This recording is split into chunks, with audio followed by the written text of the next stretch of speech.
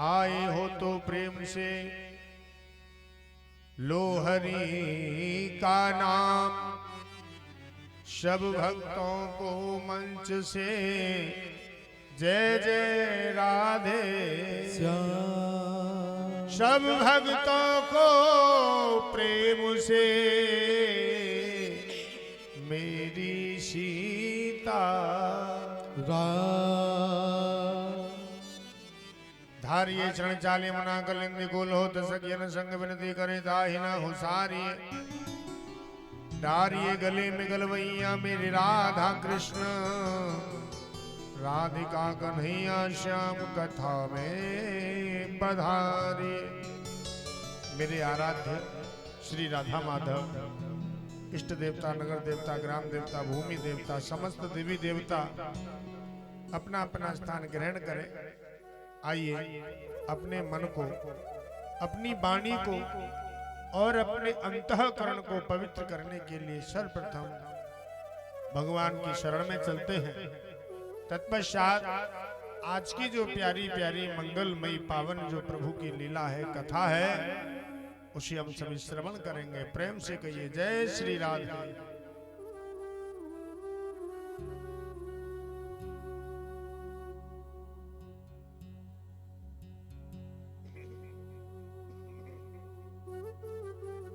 हरि का भजन करो हरि है हमारा।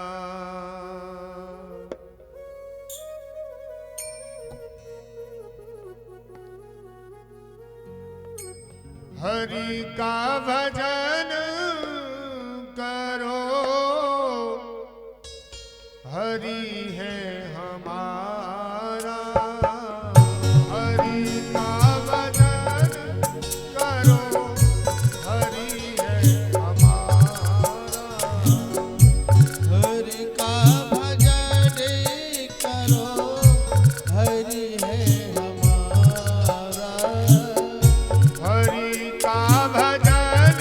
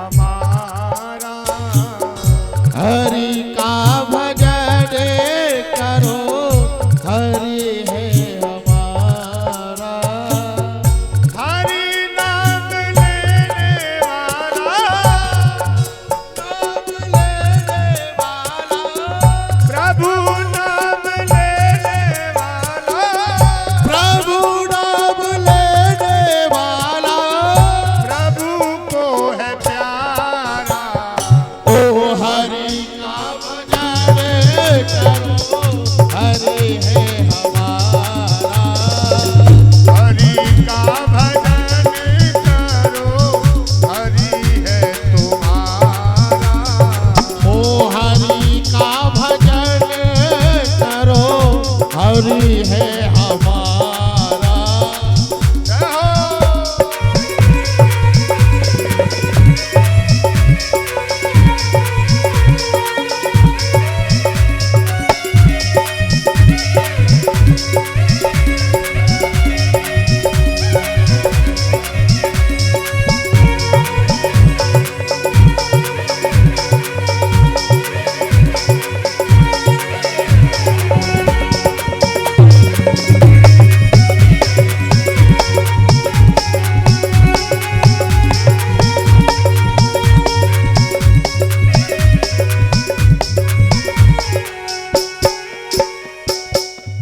कोई कहे राधे श्याम, कोई कहे सीताराम।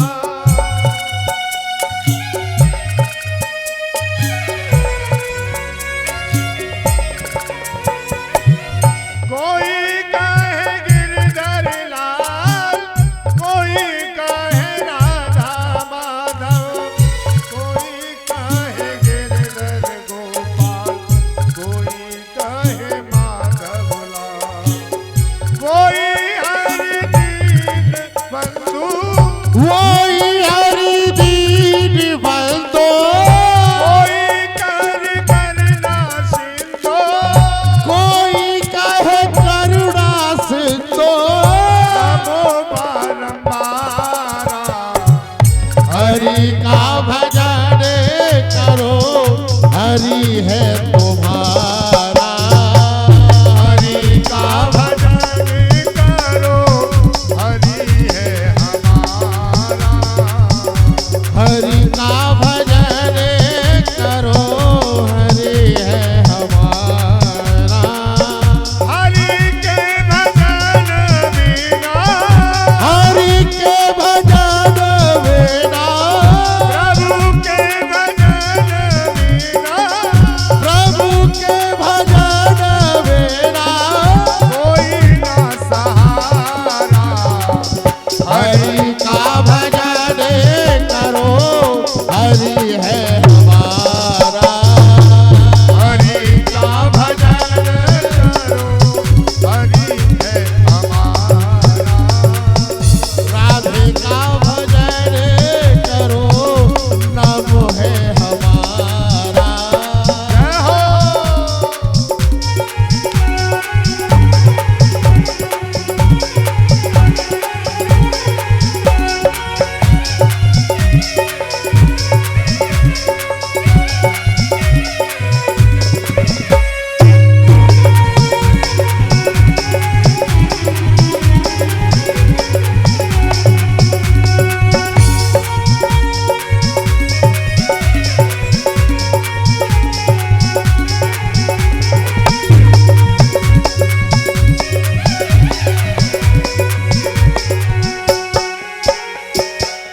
सुख दुख भोगे जाओ, लेखा सब मिटाते जाओ।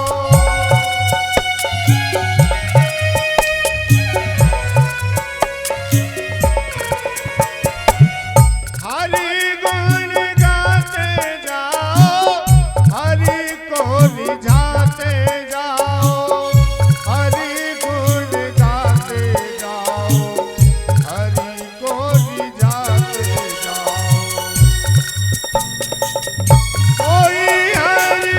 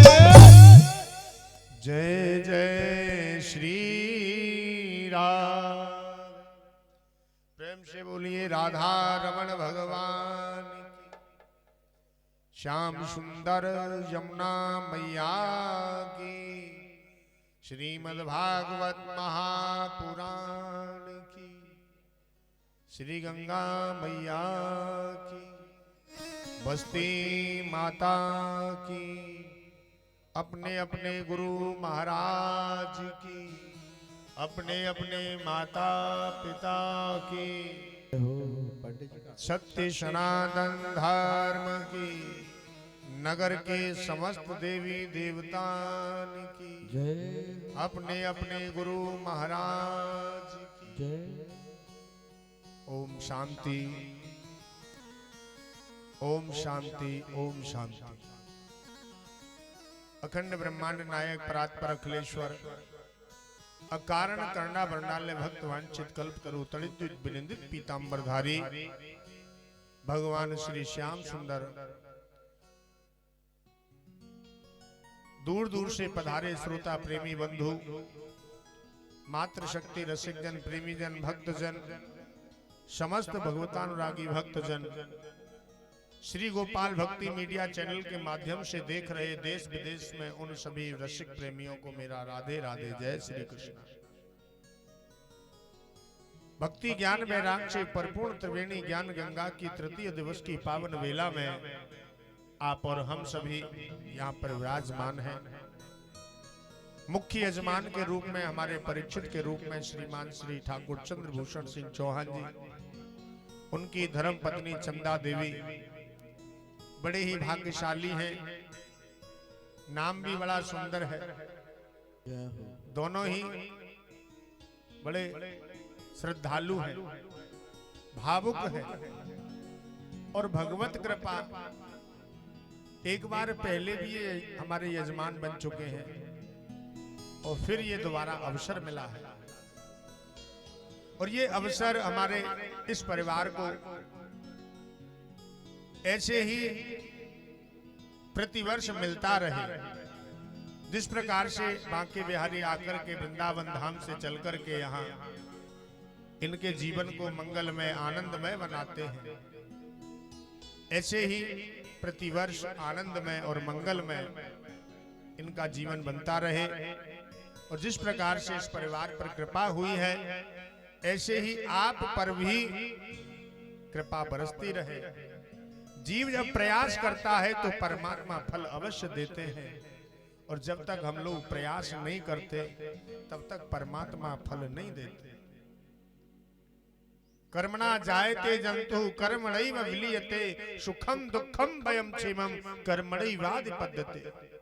जीव का जो जन्म होता है सज्जनों, वो कर्म से होता है। और कर्मणा जायते जंतु कर्मणैव विलीयते, विलीयते का अर्थ है विनाश।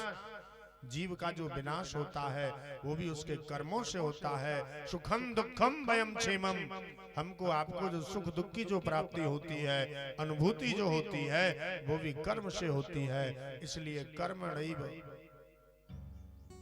विलीयते, सुखम दुखम भयम क्षेमम कर्मणैवाधिपद्यते। इसलिए आपने जो सत्कर्म किया, आपने जो अच्छा पुण्य कर्म किया, उसका फल आपको मिल गया।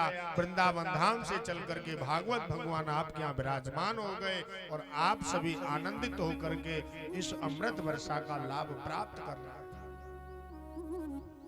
कल की कथा में आपने सुना, परीक्षित को श्राप लगा, 7 दिन में मृत्यु हो जाएगी, मर जाओगे। और अकेले परीक्षित को नहीं भैया, ये संपूर्ण समाज को श्राप लगा है।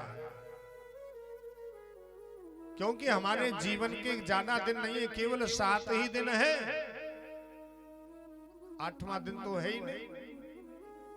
रविवार से लेकर के शनिवार तक जो 7 दिन है, इन्हीं 7 दिन में हम जन्म लेते हैं, इन्हीं 7 दिन में हमारी मृत्यु हो जाती है।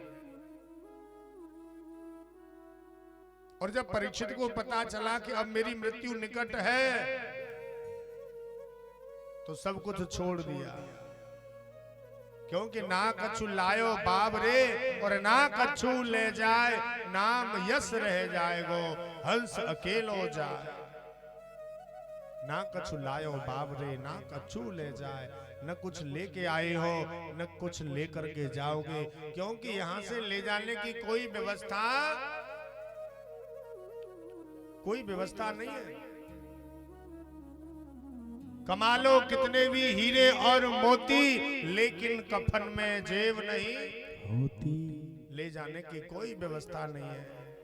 जो भी आपने कमाया है वो सब यहीं रह जाएगा। इसलिए आपने जो सत्कर्म किए हैं, उन सत्कर्मों का जो फल है वही सिर्फ आपको मिलेगा और कुछ मिलने वाला नहीं है। परीक्षित ने सोचा जब मुझे कुछ मिलने वाला नहीं, पत्नी को, परिवार को, मंत्री को, संतरी को, घर को, सबको छोड़ करके, और आज राजा परीक्षित कहां पहुंचे? बोले गंगा मैया के पावन तट पर पहुंचे। मन में एक ही जिज्ञासा है, अब मेरी मृत्यु निकट है, मेरी मुक्ति कैसे होगी? सुखदेव मुनि पधारे हैं। सुखदेव मुनि ने आकर के राजा परीक्षित को दर्शन दिया है। परीक्षित आज गदगद हो गए। महात्मा, ऋषि, मुनि सब एकत्रित हो गए। बोले परीक्षित अब तुम्हारी मुक्ति हो जाएगी, क्योंकि सुखदेव जैसा वक्ता, सुखदेव जैसा ज्ञानी आपको प्राप्त हो गया। अब आपका कल्याण निश्चित है। सुखदेव जी का वंदन किया है, पूजन किया है, अभिनंदन किया है। और आज सबसे पहले सुखदेव जी से राजा परीक्षित ने एक प्रश्न किया। क्या प्रश्न किया? अतः प्रक्षामि संसिद्धि योगीनां परमं गुरु पुरुषस्य यत् कार्य म्रियमाणस्य सर्वथा। कितना छोटा प्रश्न है। अतः प्रक्षामि संसिद्धि। परीक्षित जी कहते हैं गुरुदेव, ऐसे मनुष्य को क्या करना चाहिए कि जिसकी मृत्यु निकट हो और जिसको मृत्यु का भय हो, क्या करना चाहिए? अर्थात बोले मुक्ति का उपाय क्या है? सुखदेव जी ने जब सुना बड़े गदगद हुए और बोले राजन, तुमने जो प्रश्न किया है ये बड़ा अच्छा सुंदर प्रश्न किया है, और केवल अपने लिए नहीं, ये पूरे समाज के लिए, पूरे संसार के लिए, जिससे समाज का उत्थान होगा। देखो परीक्षित, सतयुग में एक व्यक्ति की उम्र होती थी 1,00,000 वर्ष। सतयुग के बाद आया त्रेता युग। एक शून्य और हटा दो, उम्र कितनी रह गई? 10,000। त्रेता युग में 10,000 वर्ष की उम्र निर्धारित कर दी। उसके बाद आया द्वापर युग। एक शून्य और हटा दो, उम्र रह गई 1,000 वर्ष। द्वापर युग के बाद कलयुग आ गया। एक शून्य और हटाओ, उम्र रह गई 100 वर्ष। केवल 100 वर्ष रह गए। और आजकल 100 वर्ष का व्यक्ति आपको लाखों में 1-2 ही मिलेगा। आजकल तो 5 वर्ष की उम्र में चश्मा लग जाता है। 25 वर्ष का व्यक्ति मधुमेह का मरीज बन जाता। 35 वर्ष का व्यक्ति हार्ट का पेशेंट बन जाता। ये सब कलयुग की विशेषता है। वेद की ओर से 100 वर्ष की आयु निर्धारित की है। 100 वर्ष तक प्रत्येक जीव को रहने का अधिकार है। अगर 100 से अधिक कोई जीवित रहे तो ये राम जी की इच्छा है। अब देखो 100 वर्ष हमको मिला, और 100 वर्ष में से जो 50 वर्ष है ना वो व्यर्थ में चला गया, लेकिन पता नहीं चला। वो कैसे? 12 घंटे का दिन होता है, 12 घंटे की रात होती है। तो रात्रि के समय हम सोते हैं, तो जो सोने का समय है ना, आधा समय तो ऐसे ही सोने में चला गया। 50 वर्ष बचा, 50 में से 25 वर्ष हमारा पढ़ने में, व्यापार में, नौकरी में चला गया। 25 वर्ष बचा, 25 में से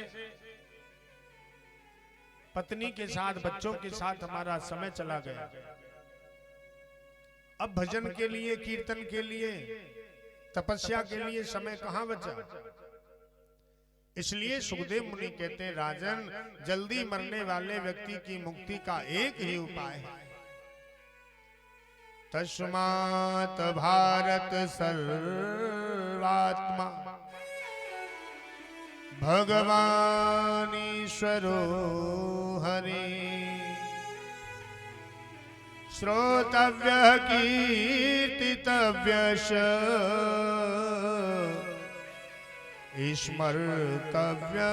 स्मर्तव्यश्चेच्छता भयम्। जल्दी मरने वाले व्यक्ति को एक ही उपाय करना चाहिए। बोले क्या? श्वास श्वास पर कृष्ण भज, वृथा श्वास मत खोए, नहीं जाने या श्वास को फिर आवन होए न हो। श्वास श्वास पर कृष्ण भज, वृथा श्वास मत खोए, और नहीं जाने या श्वास को फिर आवन होए। जो श्वास निकल के जा रहा है ना माता जी, ये श्वास लौटकर आने वाला नहीं है। इसलिए प्रत्येक परिस्थिति में चलते फिरते, उठते बैठते, रोते सोते, नाचते गाते, खाते पीते, प्रत्येक परिस्थिति में परमात्मा का कीर्तन करिए, गोविंद को याद करिए। बाबा तुलसीदास जी ने रामचरितमानस में बड़ा सुंदर भाव लिखा है। राम सिया राम, राम जय जय राम, राम सिया राम, सिया राम जय जय राम, राम सिया राम, सिया राम जय जय राम। ओ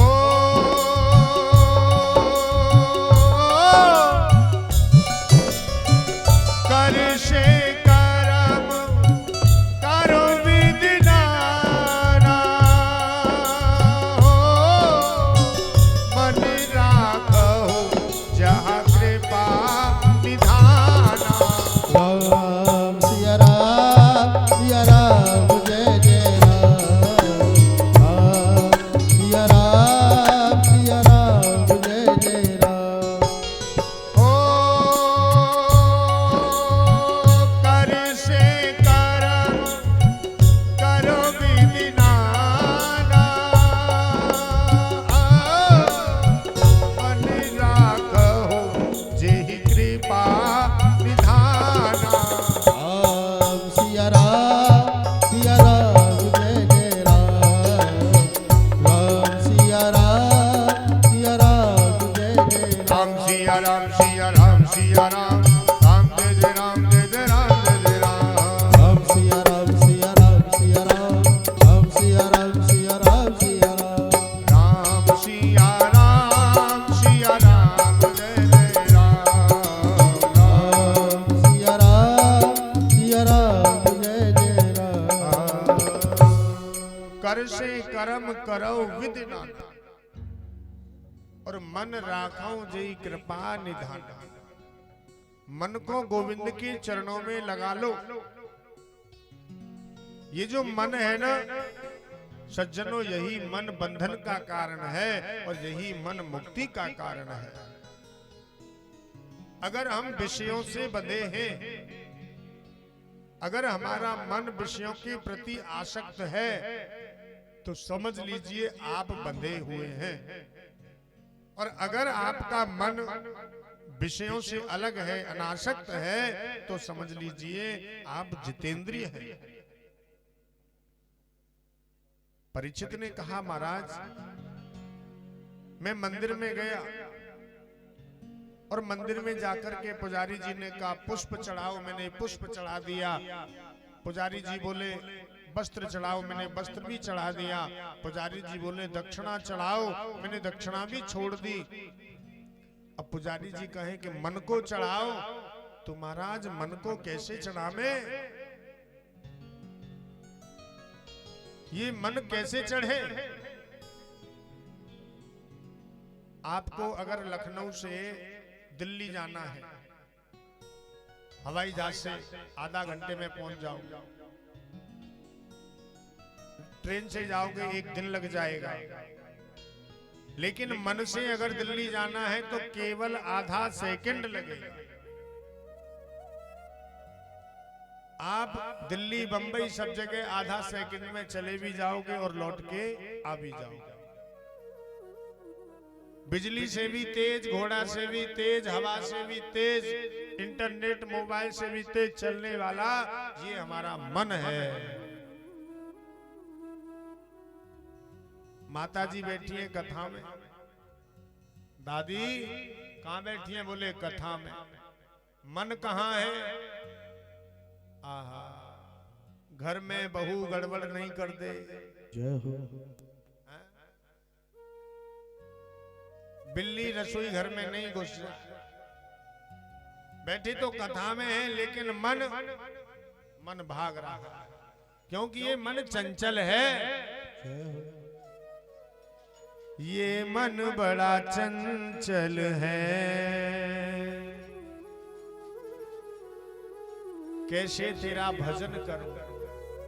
जितना इसे समझाऊं उतना ही मचल जाए, राधे तेरे चरणों की गर धूल जो। परीक्षित बोले गुरुजी मन को बस में कैसे करें? माला तो जपते हैं लेकिन मन भजन में नहीं लगता। पूजा तो बहुत करते हैं गुरुजी, लेकिन क्या करें मन पूजा में नहीं लगता। कथा तो बहुत सुनते हैं लेकिन मन कथा में नहीं लगता।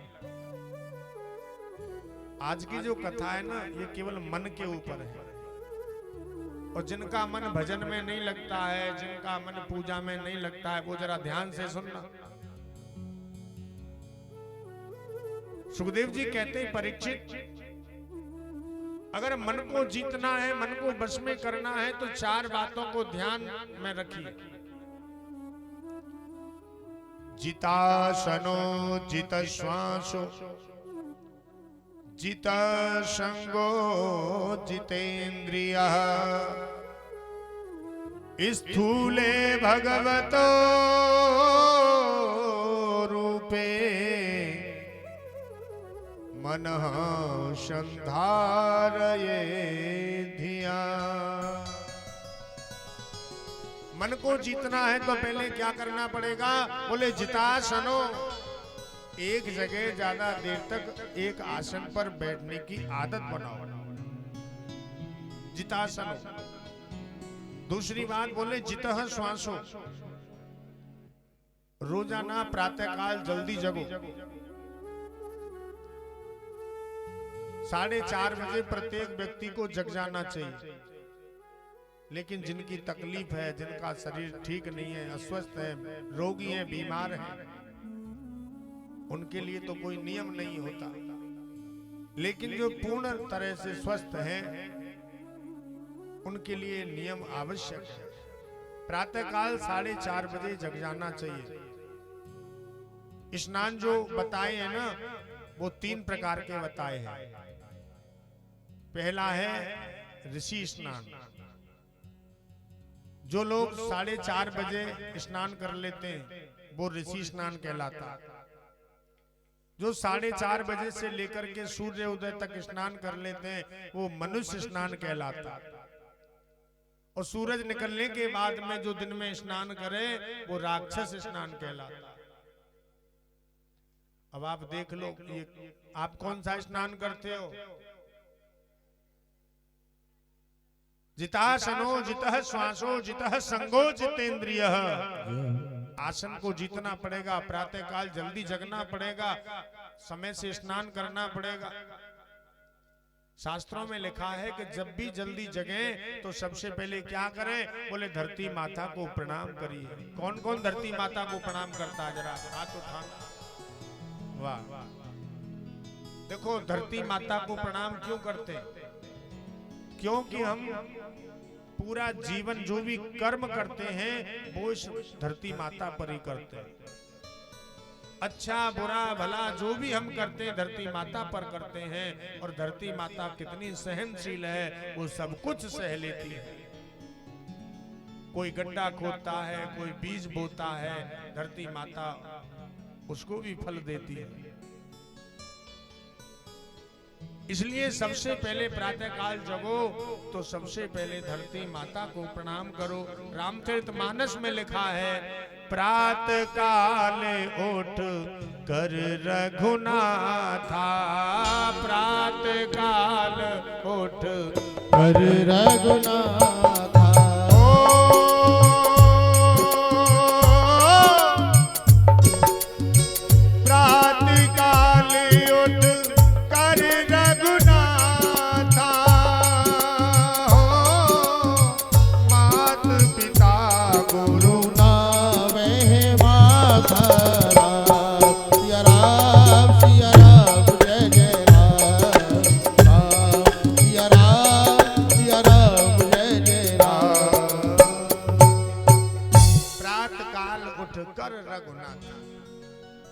रघुनाथ जी राम जी जब प्रातः काल जगते हैं तो सबसे पहले वो क्या करते हैं? मात पिता गुरु नावई माता। सबसे पहले अपने माता जी को, फिर पिताजी को, फिर गुरु जी को प्रणाम करते हैं। क्योंकि इन तीनों को प्रणाम करने से हमारे जो जीवन के परिणाम है ना वो बदल जाते हैं। अगर कोई नेगेटिव परिणाम है तो वो भी ठीक हो जाता है केवल प्रणाम करने से। अगर आप के घर में सास ससुर हैं तो रोजाना सास ससुर को प्रणाम करें। अगर माता पिता हैं तो माता पिता को प्रणाम करें। इसलिए माता पिता गुरुजनों को प्रणाम करिए, धरती माता को प्रणाम करिए और फिर प्रार्थना करिए, हे धरती माता, हे पृथ्वी देवी, आज मुझसे कोई भी अपराध ना बने, आज मुझसे कोई अपराध नहीं हो, आज मुझसे कोई पाप नहीं हो। और फिर आप जो सारे दिन कार्य करते रहिए। जीवन की जो डोर है वो प्रभु के हवाले कर दो। तेरे भरोसे मेरी गाड़ी, तू जाने तेरा, तेरे भरोसे मेरी गाड़ी है। और जिसके जीवन की डोर श्याम सुंदर अपने हाथ में ले लेता है तो फिर उस गाड़ी को पार लगा देता है। जितासनो जितः श्वासो। तीसरी बात बोले जितः संगो। भैया हमेशा अच्छे लोगों का संग करिए, क्योंकि जैसा करोगे संग वैसा चढ़ेगा रंग। जीव जैसा संग करता है वैसा उस पर रंग चढ़ जाता है। इसलिए अच्छे लोगों का हमेशा संग करना चाहिए। शराबी, कबाबी, वेश्यागामी ऐसे लोगों का संग नहीं करें। तीसरी बात बोले जितेंद्रिय, अपनी इंद्रियों को अपने बस में करे। जो इन चार बातों को अपने ध्यान में रखता है उसका जो मन है फिर वो भटकता नहीं है और उसका मन हमेशा प्रभु के चरणों में लगा रहता है।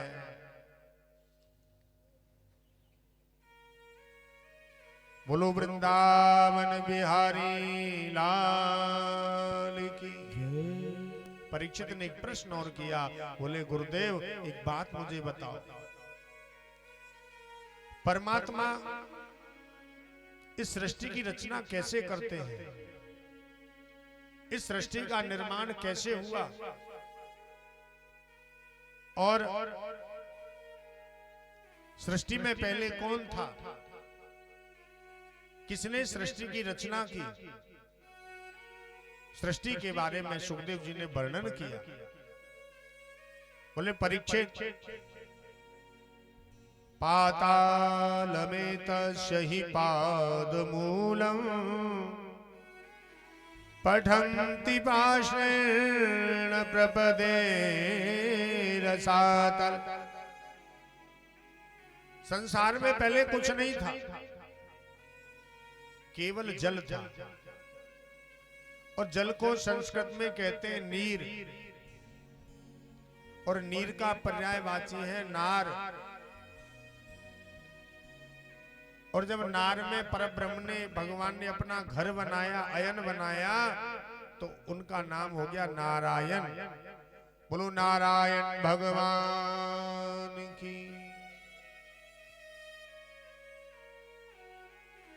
भगवान नारायण ने मन में विचार किया, मैं अकेला हूं, एको हम बहुश्यामी, मैं एक से अनेक हो जाऊं।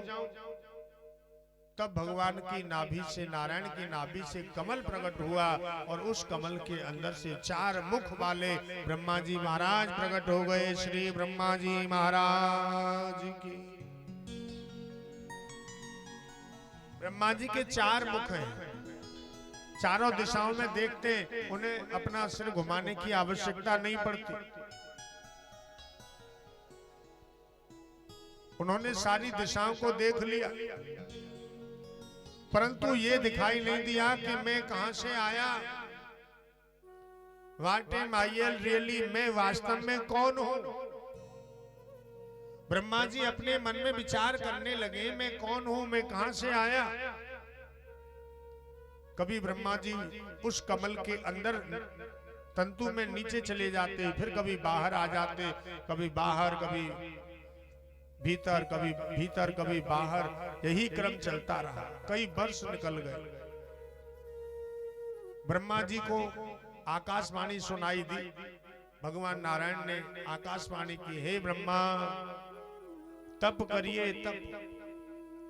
ब्रह्मा जी ने जब घोर तपस्या की तो नारायण प्रकट हो गए। नारायण भगवान की। भगवान नारायण को प्रणाम किया, बोले प्रभु मेरा आपको बारंबार प्रणाम है। भगवान प्रसन्न हो गए, बोले जाओ, आज से हमने तुमको विधाता बना दिया, आज से तुम सृष्टि के विधाता हो, आज से तुम सृजन करो, मेरा आदेश है, आशीर्वाद है। ब्रह्मा जी ने कहा प्रभु थोड़ा सा ऐश्वर्य मिलने के बाद में व्यक्ति के मन में अभिमान आ जाता है, और मुझे अभिमान आ गया तो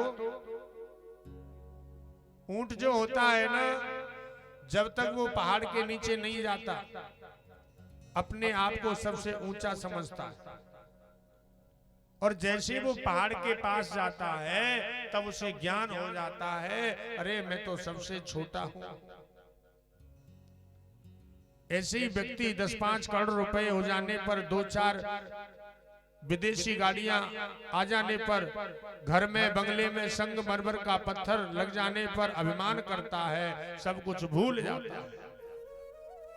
थोड़ी सी प्रतिष्ठा मिल जाए, थोड़ा सा पद मिल जाए, फिर अपने को बहुत बड़ा अभिमानी समझता है। यदि परमात्मा के विषय उसको ज्ञान हो तो वो समझे मैं कुछ नहीं हूं, इसलिए आपकी सत्ता क्या है प्रभु आप मुझे समझाइए। आज भगवान नारायण ब्रह्मा को समझा रहे, हे ब्रह्मा आज मैं तुमको 4 श्लोक सुनाता हूं, और 4 श्लोक में सबसे पहले भगवान ने ब्रह्मा जी को श्रीमद् भागवत कथा सुनाई।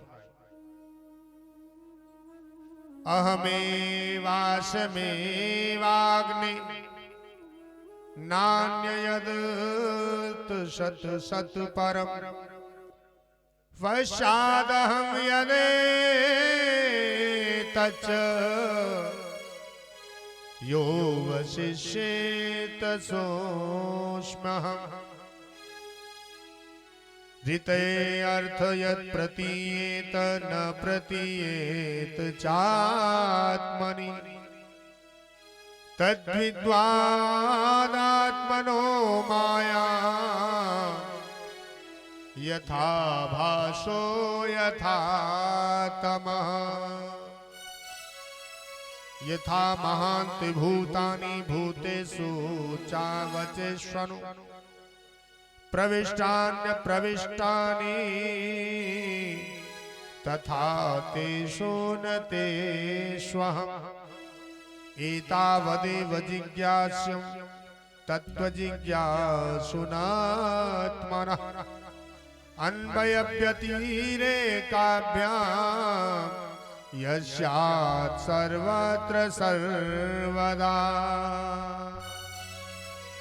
अहमेवास्म्येवाग्ने। परमात्मा नारायण कहते हैं ब्रह्मा सारी सृष्टि में केवल मैं था, और जब सृष्टि बन जाती है तो उस समय कुछ नहीं, केवल मैं रहता हूं। और जब सृष्टि बनने के बाद में जब बिगड़ जाती है तब भी केवल शेष मैं रहता हूं। सृष्टि से पहले भी मैं था, सृष्टि बन गई तब भी मैं हूं, और जब ये सृष्टि बिगड़ जाएगी तब भी नारायण शेष रहेंगे। इसलिए सबसे पहले नारायण थे, बनने के बाद भी नारायण है, बिगड़ने के बाद भी नारायण है। और संसार में जो चीज नहीं है फिर भी वो हमें दिखाई दे, और जो दिखाई देने पर भी, होने पर भी जो दिखाई नहीं दे, वही प्रभु की माया है। यथा महांत भूतानि भूतेषु चावचेष्वनु प्रविष्टान्य प्रविष्टानि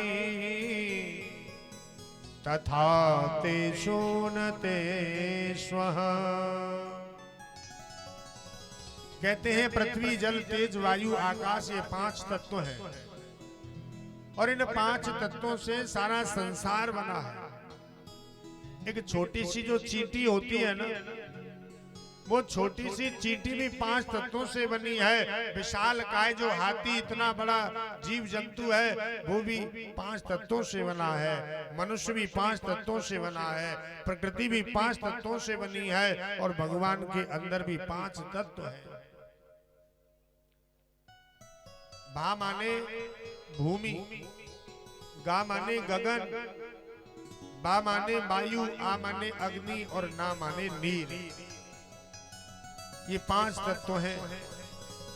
क्षितिजल पावक गगन समीरा पंच रचित अति अधम शरीरा।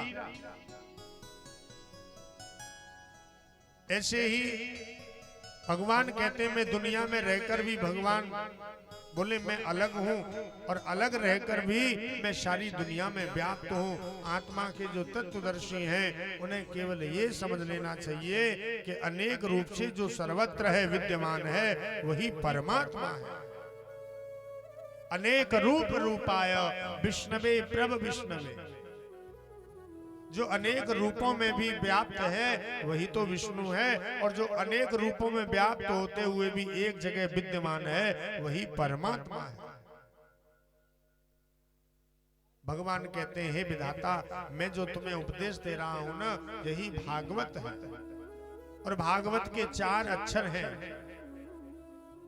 भागवत का अर्थ है भा माने भक्ति, गा माने ज्ञान, और बा माने वैराग्य, और ता माने त्याग तपस्या। जिसको सुनने से हमारे अंदर भक्ति जागृत हो जाए, जिसको सुनने मात्र से ज्ञान हमें प्राप्त हो जाए, जिसके सुनने मात्र से हमारे अंदर वैराग्य आ जाए, और जिसके सुनने मात्र से हम परमात्मा की तपस्या में लीन हो जाएं, वही भागवत है। सुखदेव जी कहते हैं परीक्षित एक बात बताओ, परमात्मा जल्दी किसको मिलते हैं?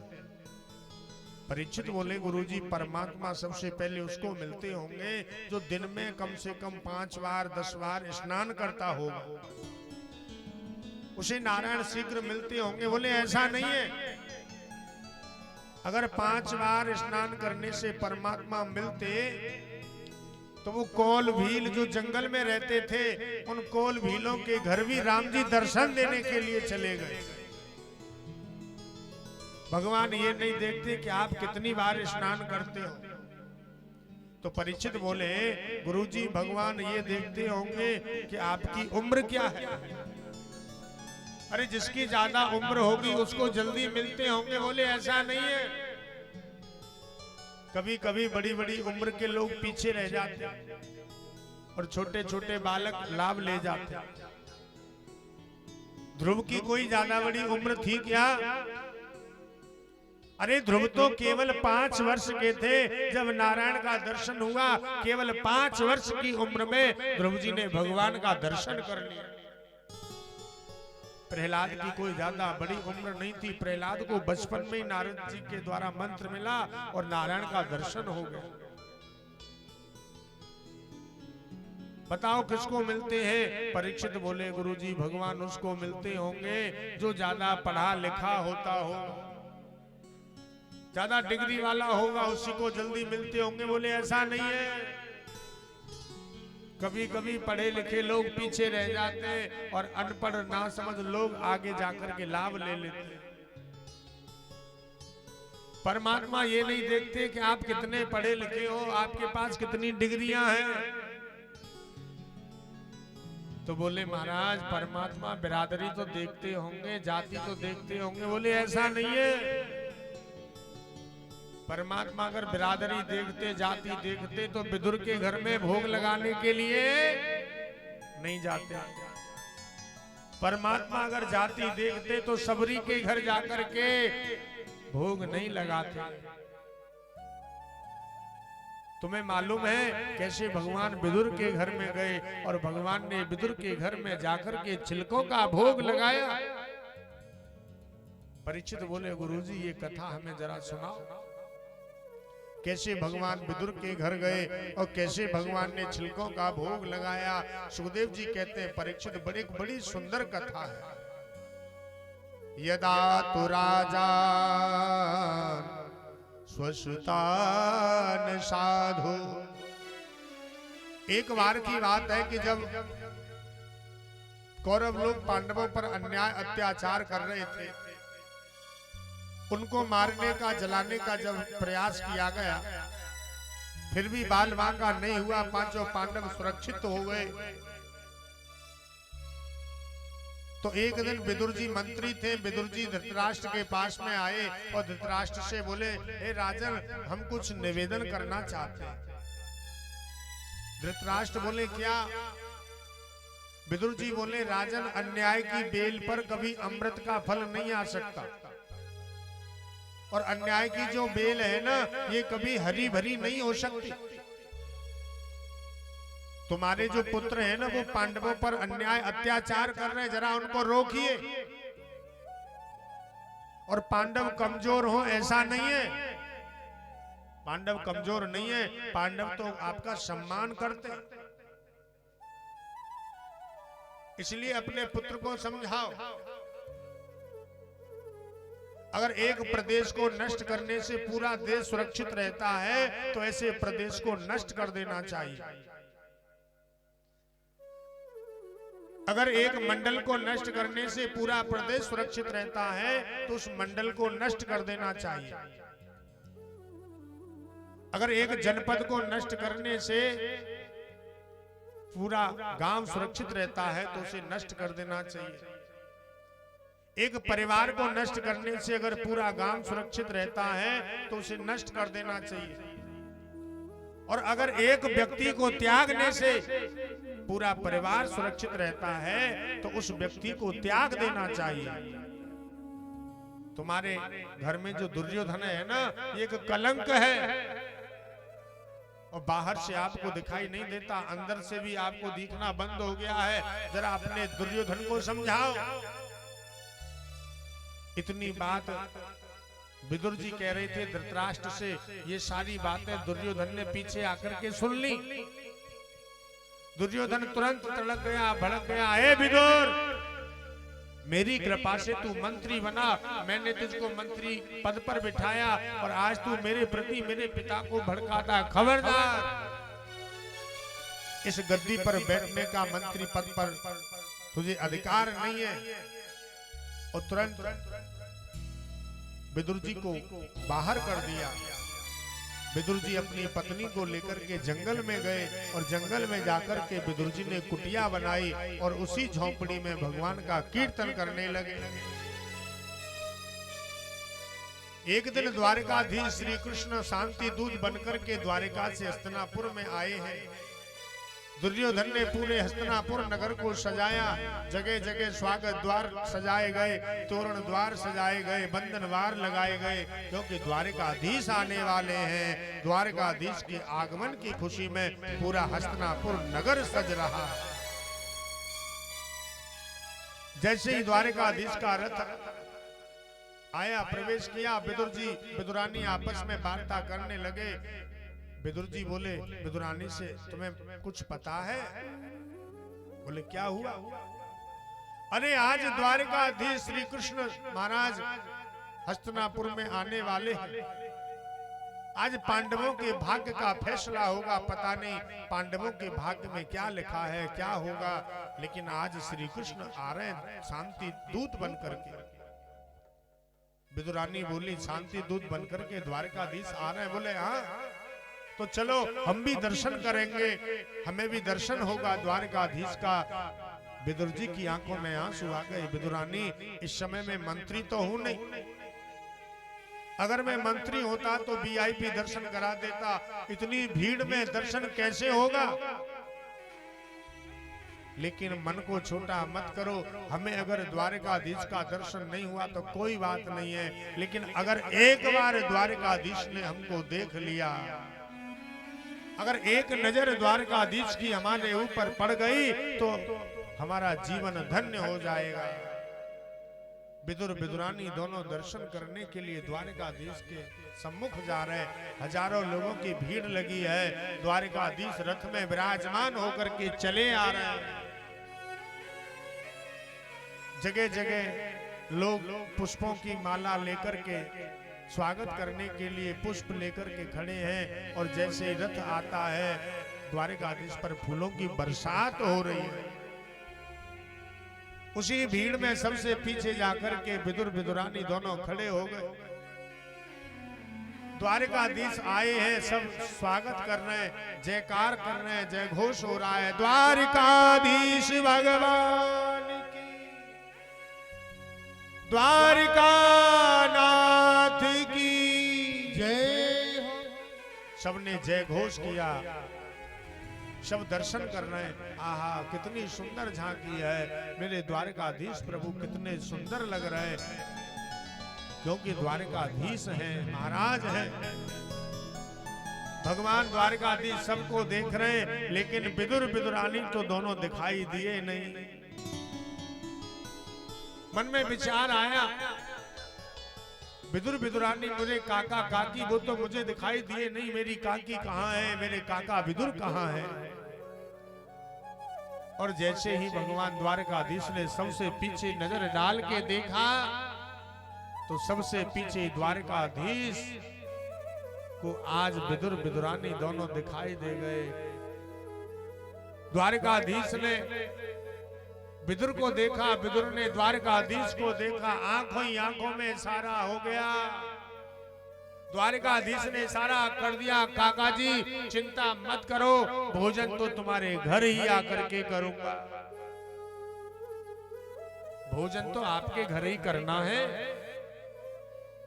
विदुर जी ने पत्नी से कहा, विदुरानी से, चलो घर को जल्दी। क्या हुआ? बोले हो गया काम। अरे अभी तो दर्शन नहीं हुआ। अरे पगली, आज द्वारकाधीश हमारे घर आने वाले हैं।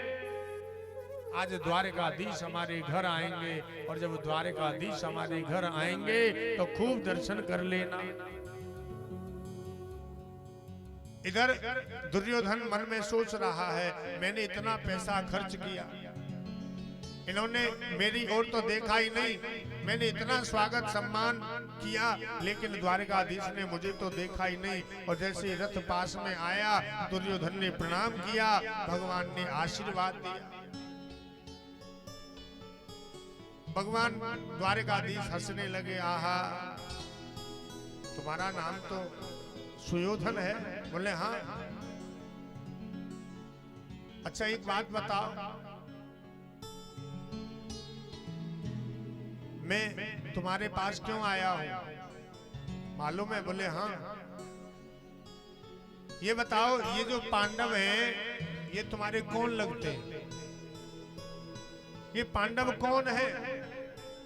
दुर्योधन बोला ये मेरे काका जी के बेटा है। तुम्हारे भाई लगे ना? बोला हाँ जी, ये मेरे काका जी के बेटा है, मेरे भाई है। श्री कृष्ण बोले अगर नैतिक पद्धति से देखा जाए तो दुर्योधन तुम्हें आधा राज्य दे देना चाहिए अपने भाइयों को, लेकिन मैं नहीं कहता कि तुम आधा राज्य दो। मैं तो केवल इतना कहता हूं कि अपने भाइयों को तुम केवल 5 गांव दे दो। अगर तुम 5 गांव भाइयों को दे दोगे ना पांडवों को, तो वो खुश हो जाएंगे। इतनी बात सुन करके दुर्योधन खड़ा हो गया, तड़क गया, भड़क गया और कहने लगा सुचक्रे नैव दास्यामि बिना युद्धेन केशवः। हे गोपाल, तुम कहते हो 5 गांव दे दो, मैं सुई की नोक के समान भी भाग नहीं दूंगा। सुई की नोक के बराबर हिस्सा पांडवों को नहीं दूंगा। क्यों? बिना युद्धेन केशव, जब तक केशव युद्ध नहीं करूंगा तब तक मैं कुछ नहीं दूंगा। अगर युद्ध में वो जीत गए सब कुछ उनका हो जाएगा, और अगर मैं जीत गया तो सब कुछ मेरा हो जाएगा। द्वारिकाधीश समझा रहे हैं भैया युद्ध की बात मत कर। अरे जब युद्ध होता है ना तो उसमें लाखों वीर मर जाते हैं, वीर गति को प्राप्त हो जाते हैं, हजारों बच्चे अनाथ हो जाते हैं, लाखों माताएं विधवा हो जाती हैं। इसलिए युद्ध की बात मत कर। शकुनी बगल में खड़ा था, शकुनी ने कहा है ये बातें बाद में करना, पहले द्वारकाधीश को भोजन तो कराओ। चलो द्वारकाधीश को भोजन कराओ। दुर्योधन बोला प्रभु क्षमा करना, मेरा तो बचपन से ही ऐसा स्वभाव रहा है। माता गांधारी ने आपके लिए 56 भोग बनाया है, चलो पहले भोजन करो। द्वारिकाधीश हंसने लगे, बोले मैं भोजन ऐसे नहीं करता। क्यों नहीं करते? अरे भोजन के भी कुछ नियम हैं। क्या नियम है? द्वारकाधीश बोले पहला नियम तो हमारा ये है कि जब हमें भूख लगती है हम तब भोजन करते हैं। भूख लगती है तो भोजन बड़ा स्वादिष्ट लगता है। अगर भूख नहीं है तो आपको भोजन में स्वाद नहीं आएगा। पहला नियम यह है कि जब भूख लगे तब हम भोजन करते हैं। और दूसरा नियम, बोले दूसरा नियम हमारा ये है अगर हमें भूख ना लगे लेकिन सामने वाले की भावना हो तो फिर हमसे रहा नहीं जाता, फिर हम भोजन कर लेते हैं। और दुर्योधन अब मुझे ना भूख है और न तेरे अंदर भाव है, और जहां भूख नहीं हो और जहां भाव नहीं हो ऐसी अवस्था में भोजन नहीं करना चाहिए।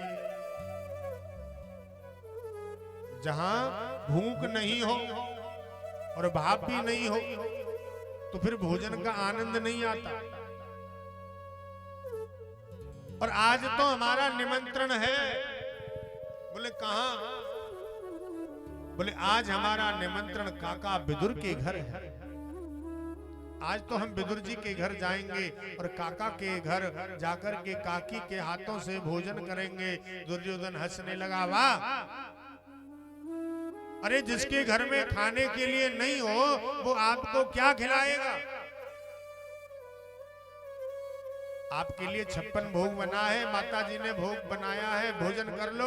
द्वारकाधीश तुरंत खड़े हो गए, बोले आज तो हमें विदुर के घर जाना है। और उधर विदुर विदुरानी दोनों बड़े प्रसन्न हो रहे हैं। आहा, द्वारकाधीश आएंगे, हम भोग लगाएंगे और उनको भोजन खिलाएंगे। सुनो, जल्दी से चौका लगाओ, जल्दी से कुटिया को सजाओ और मैं सामग्री लेकर के, राशन लेकर के आता हूँ। विदुर जी तो बाजार को चले गए और विदुरानी अकेली घर में है। द्वारकाधीश रथ में बैठ करके अकेले चले आ रहे हैं और जैसे ही रथ में बैठकर आए और कुटिया के आगे आकर श्याम सुंदर ने रथ को रोक दिया और रथ से नीचे आकर के दरवाजे पर खड़े हो गए। आवाज लगा रहे, ओ काकी, ओ काकी, ओ काका जी, दरवाजा खोलो।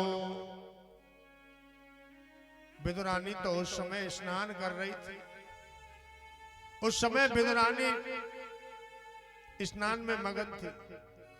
द्वारकाधीश ने फिर आवाज लगाई, ओ काकी, दरवाजा खोलो, हम तुम्हारे घर पर खड़े हैं। नहीं सुना, फिर दरवाजा खटखटाया, ओ काकी। अब तो दरवाजा जैसे जोर जोर से खटकाया, काकी ने सुन लिया। ओहो, लगता है मेरे द्वारकाधीश आ गए, लगता है मेरे बांके बिहारी आ गए। और जैसे ही विदुरानी धीरे धीरे और दरवाजे के पास गई और जैसे ही दरवाजे को खोला है, मेरे द्वारकाधीश का दर्शन हो गया। बाल कृष्ण भगवान की जय हो। नाम तुम्हारा तारनहारा, जाने कब दर्शन होगा। अरे तेरी दुनिया इतनी सुंदर, तू कितना सुंदर होगा। अरे तेरी दुनिया इतनी सुंदर, तू कितना सुंदर होगा। नाम तुम्हारा तारणहारा, जाने कब दर्शन होगा। तेरी दुनिया इतनी सुंदर, तू कितना। जब दुनिया को हम लोग देखते हैं, सुंदर सुंदर जीव जंतुओं को देखते हैं, पक्षियों को देखते हैं, मनुष्य को देखते हैं, प्रकृति को देखते हैं, तो मन प्रसन्न हो जाता है इस प्रकृति को देख करके। और इस प्रकृति को बनाने वाला जो श्याम सुंदर है, वो कितना प्यारा होगा, कितना सुंदर होगा। और जैसे श्याम सुंदर को, द्वारकाधीश को आज देखा, देखते ही देखते बेहोश हो गई, चरणों में गिर पड़ी। द्वारकाधीश ने और फिर विदुरानी को उठाया, ओ काकी, जरा आंख तो खोलो। आहा, आज विदुरानी बड़ी प्रसन्न है। बा गोपाल, आज तो आपने मेरी कुटिया को धन्य कर दिया, आज तो मेरा जीवन धन्य हो गया। आहा, धीरे धीरे आज विदुरानी मेरे गोपाल को अपनी कुटिया में अंदर लेकर के जा रही है। और जब भगवान भक्त के घर में आते हैं तो भक्त का जो आंगन है ना, वो पवित्र हो जाता है। आज हरि आए विदुर घर पावना, आज हरि आए हैं, द्वारकाधीश पधारे हैं, तो आज उसका आंगन पवित्र हो गया, धन्य हो गया। द्वारकाधीश बोले, काकी, ओ काकी। हाँ प्रभु। अरे काकी, आज हमें बड़ी जोर से भूख लगी है। काकी, आज बड़ी जोर से भूख लगी है, अगर कुछ खाने के लिए हो तो जल्दी से लेकर के आओ। जिसने 56 भोग बनवाया, जिसने सुंदर सुंदर व्यंजन बनवाए, उस 56 भोग को मेरे द्वारकाधीश ने छोड़ दिया। और आज विदुर के घर में आके भगवान कह रहे, काकी बड़ी जोर से भूख लगी है, जल्दी से कुछ खाने के लिए हो तो लेकर के आओ। आहा, आओ गोपाल, आओ गोपाल। एक लकड़ी का पाटा लिया, आंगन में बिछा दिया, सोने के सिंहासन पर बैठने वाले द्वारकाधीश आज कहां बैठे हैं? बोले लकड़ी के एक पाटा पर बैठे। लकड़ी के पाटा पर द्वारकाधीश बैठ गए। काकी बड़ी जोर से भूख लगी है, जल्दी से लेकर के आओ। विदुरानी मन में सोच रही, आहा आज द्वारकाधीश घर में पधारे हैं और घर में कुछ है नहीं, वो भी घर में है नहीं, अब मैं क्या करूं? कभी बाहर जावे, कभी भीतर आवे, कभी बाहर, कभी भीतर, कभी भीतर, कभी बाहर। भगवान फिर मुस्कुराए, बोले काकी ऐसे ही घूमती रहोगी या कुछ खाने के लिए लाओगी? हाँ हाँ गोपाल, मैं अभी व्यवस्था करती हूँ। और जैसे ही विदुरानी अपने पूजा घर की ओर गई, कदम रखा तो एक टोकरी में कुछ फल रखे थे, उस टोकरी को ही उठा लाई। प्रेम में पागल हो गई, दीवानी हो गई और उस टोकरी को लाकर के मेरे गोपाल के सम्मुख रख दिया। गोपाल जब तक आप फल खाओ, फिर थोड़ी देर में भोजन बनेगा, फिर भोग लगाना। द्वारकाधीश मुस्कुराए, बोले काकी हम ऐसे नहीं खामे, ऐसे नहीं खामे तो फिर कैसे खामे? अरे काकी अगर खिलानो है तो हमें अपने हाथन सो खिलाओ, अपने हाथन सो। और आज प्रेम में पागल हो गई काकी विदुरानी और केला उठाया और केला उठा करके जो गूदा है उसको तो फेंक दिया, छिलका हाथ में रह गया और भगवान के आगे अपना हाथ कर दिया। और जैसे भगवान ने उस छिलका को खाया, पूछने लगी प्रभु कैसा लगा? आहा, अरे काकी पूछे मत, बड़ो आनंद आयो, बड़ो स्वाद आयो, और लाओ। दूसरा केला उठाया, गूदा तो फेंक दिया, छिलका हाथ में रह गया। भगवान की ओर इशारा किया, भगवान खाते जा रहे हैं। आहा, 1 2 3 4 कई मिनट हो गई खाते खाते। पूछ रही है प्रभु कैसा लग रहा है? आहा, काकी पूछे ही मत, और लाओ और लाओ। खाते जा रहे प्रभु। राजस्थान में एक भक्त हुई, नाम था कर्माबाई। और कर्माबाई की जो कहानी है ना बड़ी सुंदर है। कर्माबाई के जो दादाजी थे वो रोजाना गोपाल जी की पूजा करते थे, सेवा करते थे। एक बार किसी कारण से उनको कहीं बाहर जाना पड़ा। अपनी बेटी कर्माबाई से बोले बेटी मैं तो किसी काम से बाहर जा रहा हूं और तुम गोपाल जी की सेवा करना, पूजा करना। बोली ठीक है। दूसरा दिन हुआ। अब उसे क्या पता था सेवा पूजा कैसे होती है। अब उसने जाकर के मंदिर को खोल दिया और मंदिर को खोल करके स्नान ध्यान किया। और आज उसने विचार किया काका जी रोजाना पता नहीं क्या खिलाते थे, आज मैं खिचड़ो बनाऊंगी और अपने गोपाल का भोग लगाऊंगी। उसने खिचड़ो तैयार किया और खिचड़ो तैयार करके आज गोपाल जी के सामने लेकर के पहुंच गई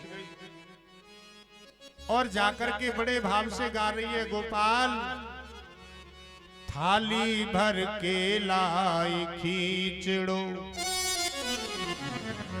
अरे थाली भर के लाई खिचड़ो, ऊपर घी की बाट की,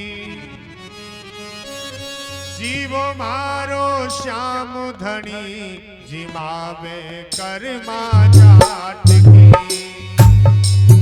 ओ थाली भर के लाई खिचड़ो, ओ थाली भर के लाई खिचड़ो, ऊपर घी की बाटली, जीवो मारो श्याम धनी, जीवो मारो श्याम धनी, जिमावे कर्मा जाट की।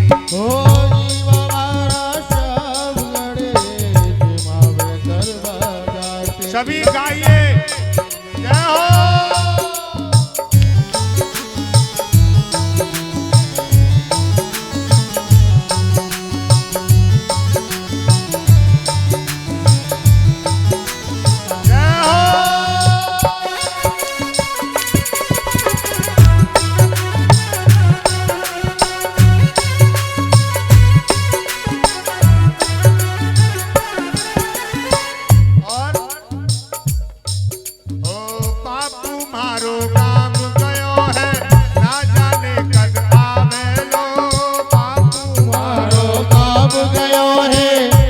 जाने कद आवेलो।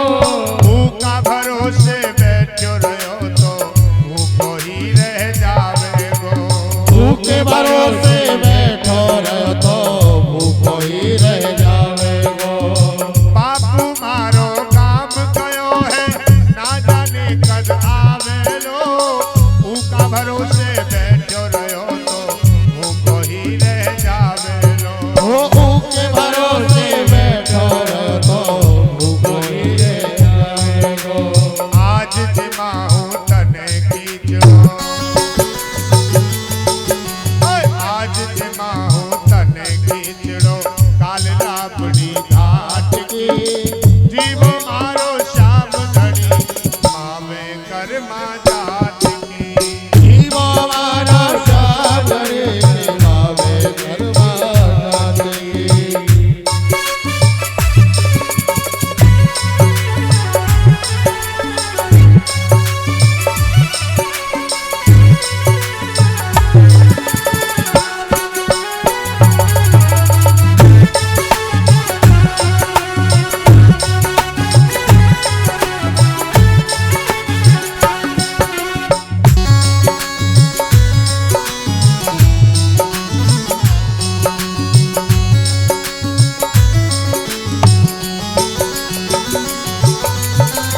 और भोग लगाते समय जब भगवान ने भोग नहीं स्वीकार किया, बहुत देर हो गई, तो कर्मा बाई बोली सुनो बापू मारो काम गयो है।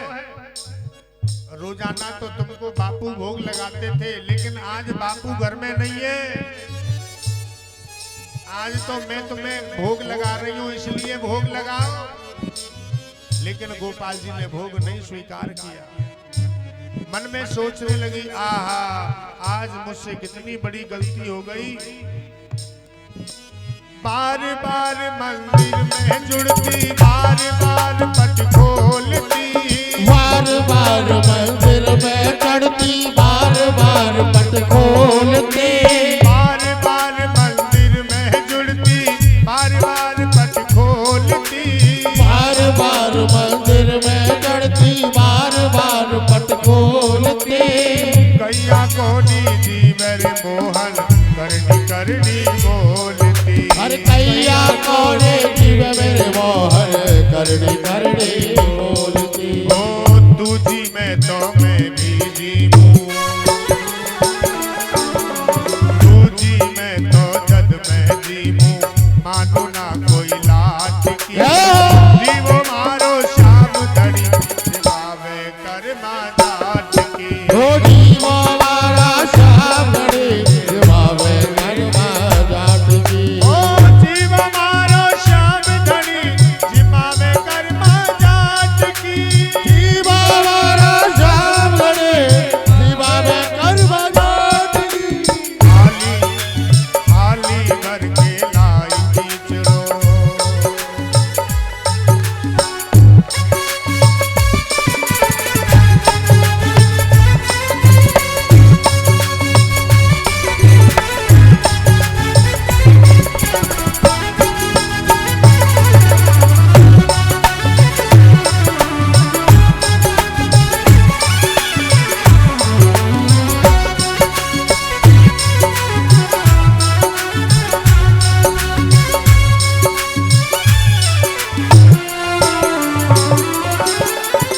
सोचने लगी आज गोपाल जी भोग क्यों नहीं पा रहे। अब विचार किया, दादाजी भोग लगाते थे तो गोपाल जी भोग खाते थे, लेकिन आज गोपाल जी क्यों नहीं खा रहे। अब उसे ध्यान आया, मैंने पर्दा तो लगाया ही नहीं। पर्दा लगता है जब भगवान भोग खाते हैं, तुरंत उसने पर्दा लगा दिया। पर्दो भूल गई सावरियो, पर्दा फिर लगायो जी।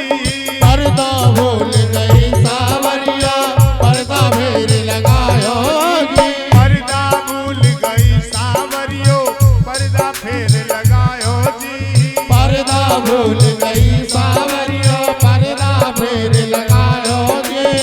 सावलिया की ओट बैठ के श्याम खींचड़ो खायो जी सावरिया की ओट बैठ के श्याम खींचड़ो खायो रे। भोला भाला भगता सु भोला भाला भगता सु सावरिया कैया आठ की जीव मारो श्याम धनी भावे कर्मा जात की जीवो मारा श्याम रे भावे कर्मा जात की। ओ थाली भर के लाई खींचड़ो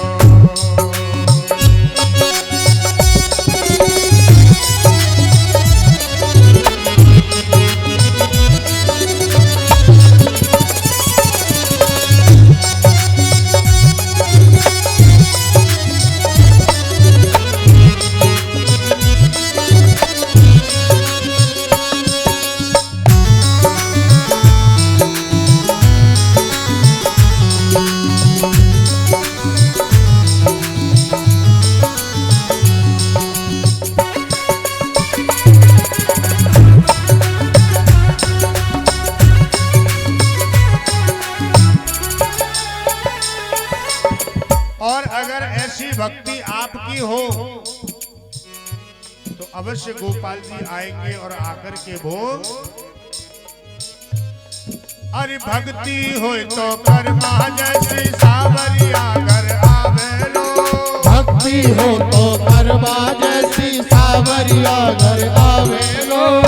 भक्ति हो तो कर्मा जैसी सावरिया घर आवे लो भक्ति हो तो कर्मा जैसी सावरिया घर आवे लो।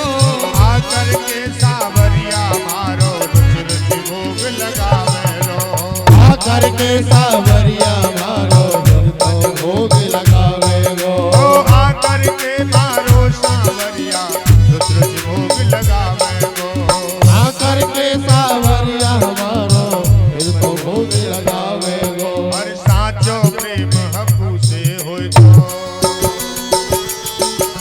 साचो प्रेम प्रभु से होय तो मूरत बोले काठ की जीवो मारो श्याम धनी रामे करवा नाथ की जीवा मारा श्याम रे जीवावे कर्मा जात की। ओ जीव मारो श्याम धनी जीवावे करवा नाथ की ओ जीवा मारा श्याम रे जीवावे कर्मा जात की। ओ जीव मारो श्याम धनी जीवावे करवा जात की।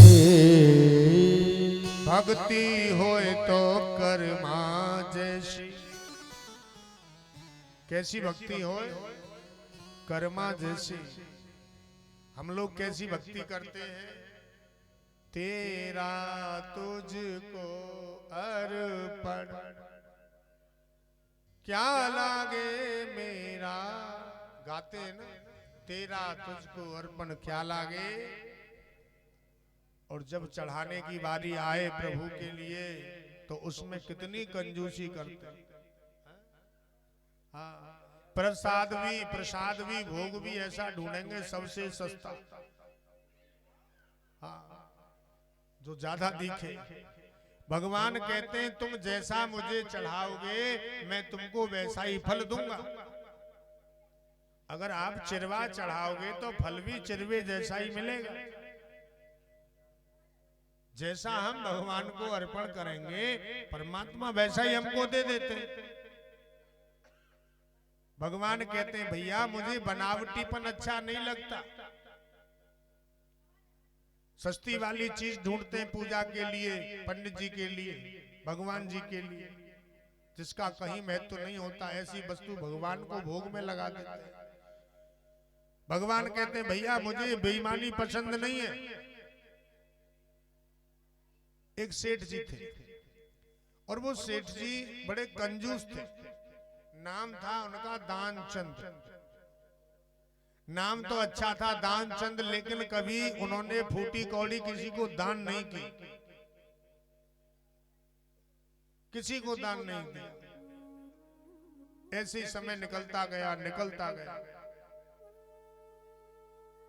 एक बार गांव में कथा हुई, पड़ोसियों ने कहा अरे भले मांस घर में पड़े रहते हो, कथा हो रही है, वहां जाओ, कथा सुनो, कुछ दान पुण्य करो। अब दानचंद ने सोचा अब तो ये पड़ोसी जीने नहीं देंगे, दान तो करना पड़ेगा। कहीं से उसे कोई फल मिल गया, उस फल को लेकर के पंडित जी की कथा में पहुंच गया। वहां पहले से ही लाइन लगी थी दान करने वाले, उसी लाइन में खड़ा हो गया और जैसे ही नंबर आया वो फल भगवान जी के सामने रख दिया। लो प्रभु, ये आपके लिए है और आप इसको स्वीकार करना। दानचंद के फल को भगवान ने स्वीकार तो कर लिया। अब दानचंद ने एक फल चढ़ाया और उस फल के साथ साथ भगवान से फल भी मांग लिया। बोले घर में पोता नहीं है, पोता होना चाहिए, हम इसलिए आपके पास आए। भगवान ने आशीर्वाद दे दिया, घर में पोता हो गया। अब पोता तो हुआ लेकिन एक गड़बड़ हो गई। जो पोते का सर था ना वो पिलपिला निकला, सड़ा हुआ निकला। और फिर दूसरी साल फिर कथा हुई, फिर दानचंद का नंबर आया। दानचंद फिर गया मंदिर में दर्शन करने के लिए और फिर जाकर के भगवान से बोला, सुनो आपने कृपा तो करी, घर में पोता तो आ गया, लेकिन उस पोते का जो सर है वो तो सड़ा हुआ है। पंडित जी सुन रहे थे। पंडित जी बोले, दानचंद तुमने जो फल दान किया था वो भी तो पिलपिला था, वो भी तो सड़ा हुआ था। अरे जैसा तुमने भगवान को फल चढ़ाया, भगवान ने तुमको वैसा ही फल दे दिया।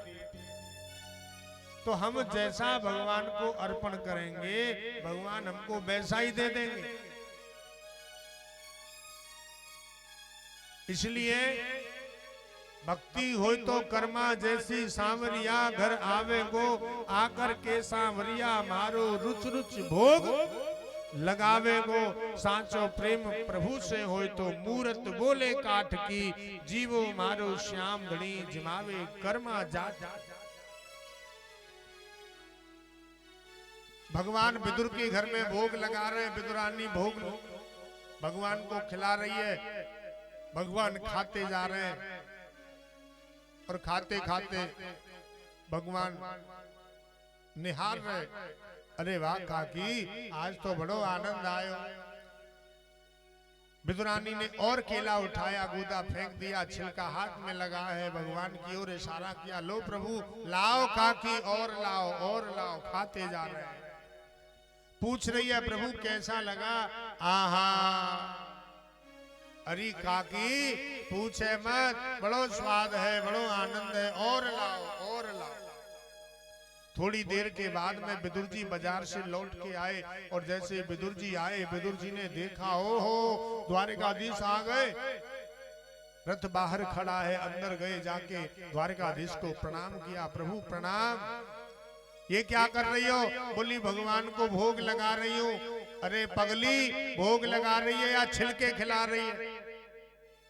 प्रभु क्षमा करना, ये तो ना समझ है, अनपढ़ है, इसको कुछ नहीं आता। मैं आपके लिए देखो माखन मिश्री सुंदर सुंदर स्वादिष्ट व्यंजन लाया हूँ, आप पहले इनको खाओ। और जैसे विदुर जी खिलाने लगे, पूछ रहे प्रभु कैसा लगा? द्वारकाधीश हंसने लगे, बोले काका जी स्वाद नहीं आया। स्वाद नहीं आयो? बोले नहीं आयो। क्यों? बोले काका जी जो स्वाद काकी के हाथ में आयो, वो स्वाद आपके माखन मिश्री में नहीं है। क्योंकि भगवान स्वयं कहते हैं हमको खिलाओ रूखे सूखे, हम तो विदुर जी प्रेम के। काका जी हम तो प्रेम के भूखे हैं, हम तो भाव के भूखे हैं। जो प्रेम से भाव से हमें खिलाता है, हमसे रहा नहीं जाता, और वहां हम जाकर के अवश्य भोग लगाते। भगवान ने दुर्योधन के मेवा 56 भोग को त्याग दिया और विदुर के घर में भगवान ने भोग लगाया। और जब भगवान श्री कृष्ण इस भूमि को छोड़ करके जाने लगे, तब उद्धव ने पूछा था प्रभु रामावतार में भी आपने भोग लगाया, कृष्णावतार में भी आपने भोग लगाया, सबसे ज्यादा आनंद आपको कहाँ आया?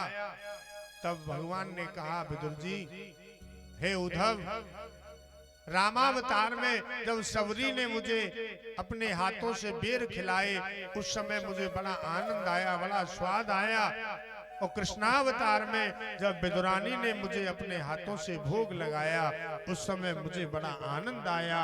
इसलिए परमात्मा कहते हैं, भाव का भूखा हूँ प्यारे, भाव ही बस सार है, और भाव से तू मुझको भजले भव से वेड़ा।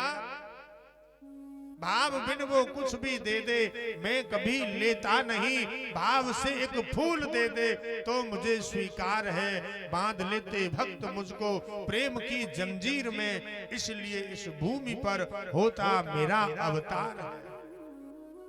अन्न धन और वस्त्र भूषण कुछ न मुझको चाहिए, आप हो जाए मेरा बस यही सत्कार है। भावना में भावना वो भावना बेकार है, अगर भावना में भाव है तो भव से बेड़ा।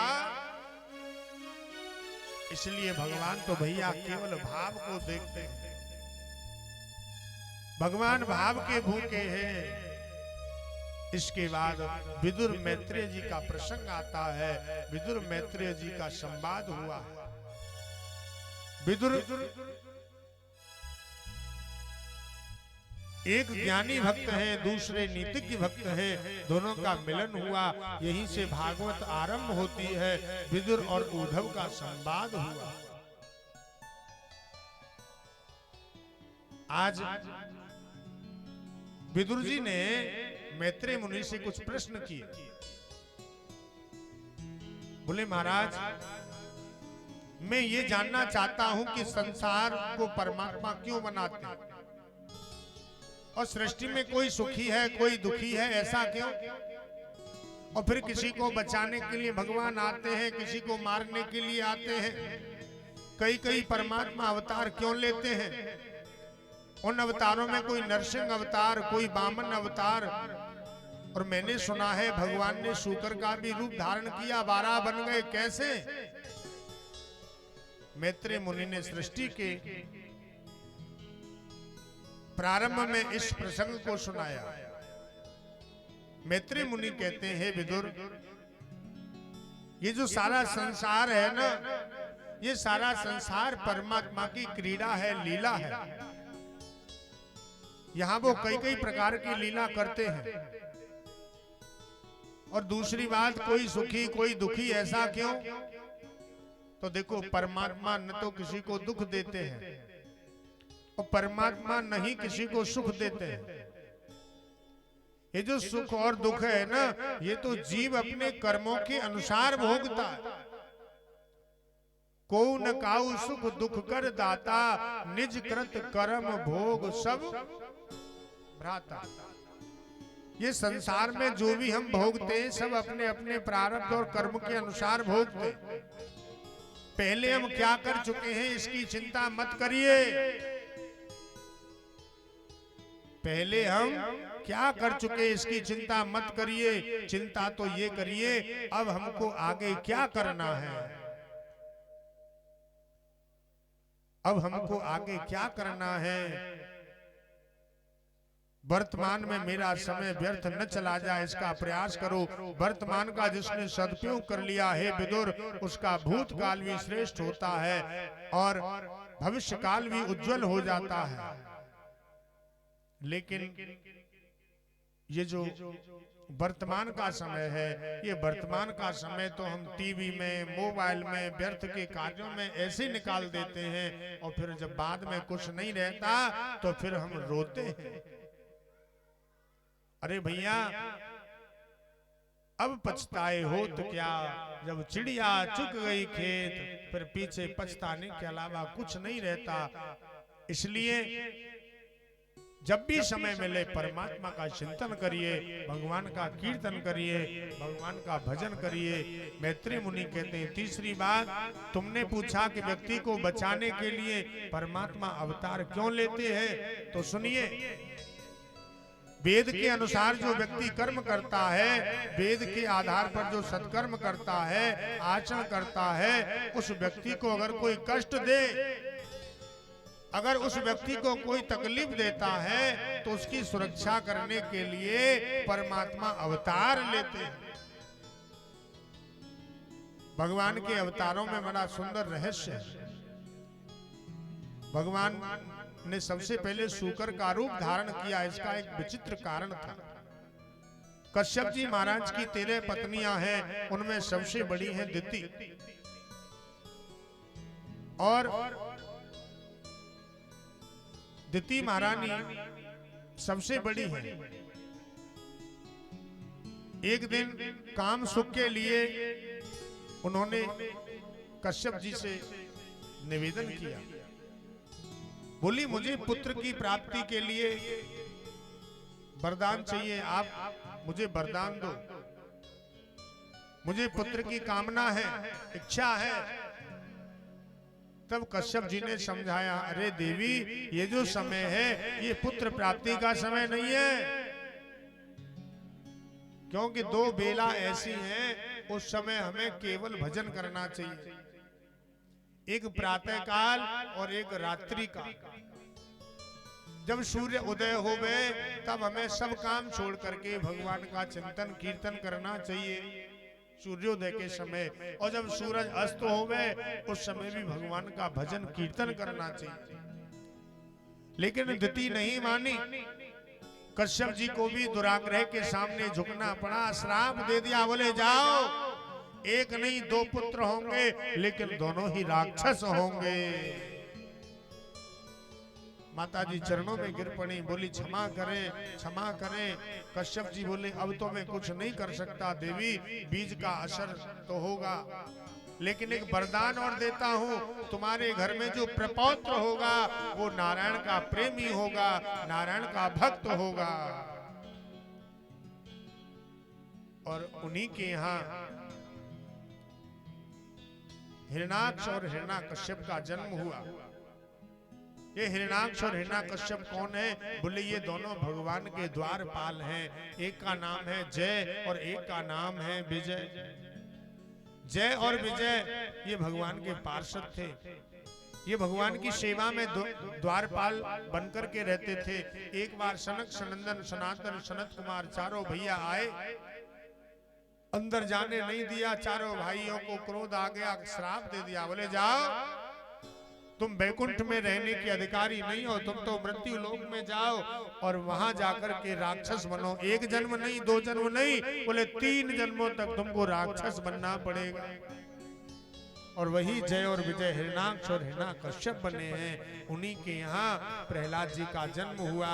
ये कथा आज साय की जो बेला होगी, सायकालीन बेला में हम सभी ध्रुव चरित्र, प्रहलाद चरित्र, सुंदर सुंदर चरित्र का आनंद लेंगे। बोलो वृंदावन बिहारी लाल की जय। जय श्री राधे जय जय जय श्री राधे। अब एक भजन का आनंद लें और फिर उसके बाद भगवान की मंगलमयी सब आरती करेंगे। जरा चल के वृंदावन में देखो। अच्छा, कौन कौन वृंदावन चलना चाहता है जरा हाथ उठाना। अब भी कुछ कंजूस बैठे हैं, ऐसे काम नहीं चलेगा। जिसको भी चलना हो वो अपनी जगह पे खड़े होके हाजिरी लगाना और ताली बजाना। श्री राधे।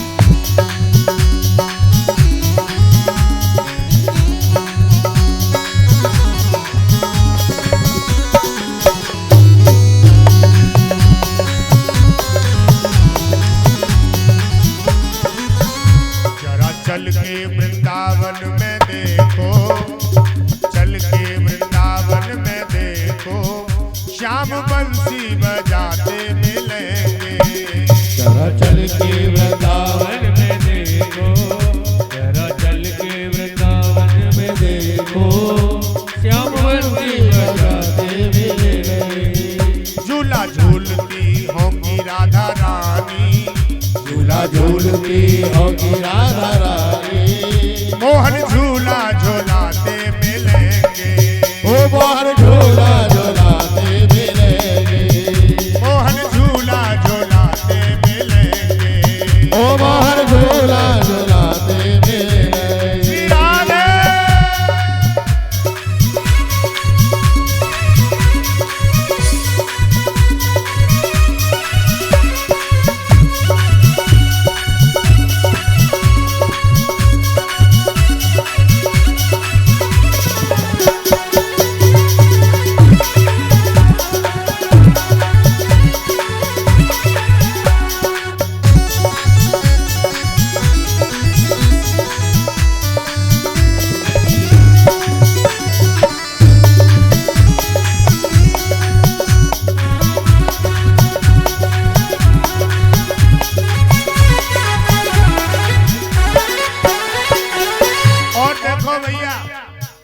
तन से तो रहोगे इसी पंडाल में, लेकिन मन से सबको वृंदावन चलना है। कौन कौन चलना चाहता है मन से?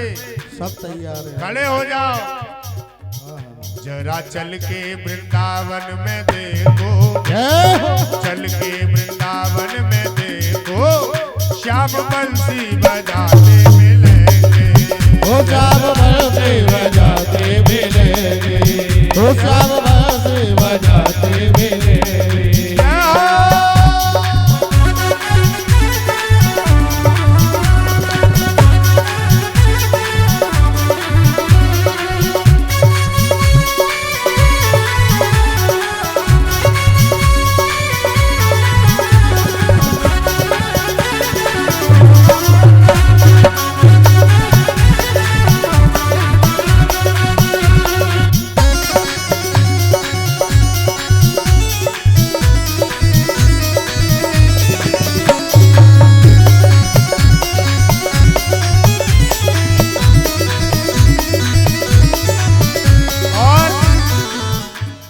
बाके की बाकी है झांकी, उनकी चितवन अनोखी है बाकी, उनकी चितवन अनोखी है बाकी, उनकी चितवन अनोखी है बाकी।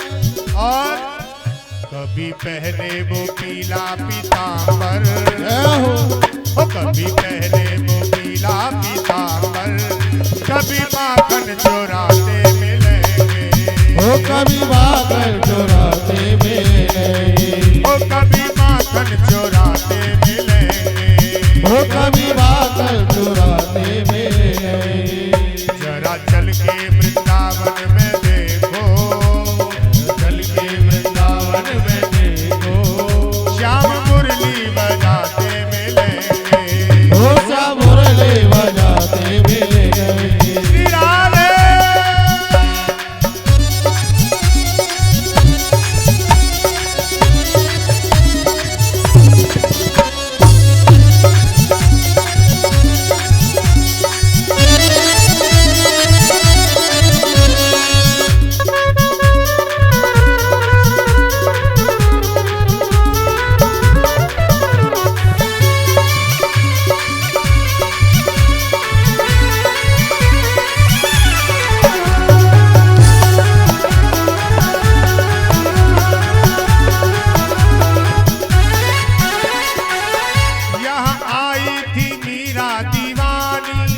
श्याम सुंदर के मन की बोरानी, ओ श्याम सुंदर के मन की बोरानी, बोली राजा से रोको ना मुझको, राजा से रोको ना मुझको, भक्त वत्सल हमारे मिलेंगे, भक्त दर्शन कर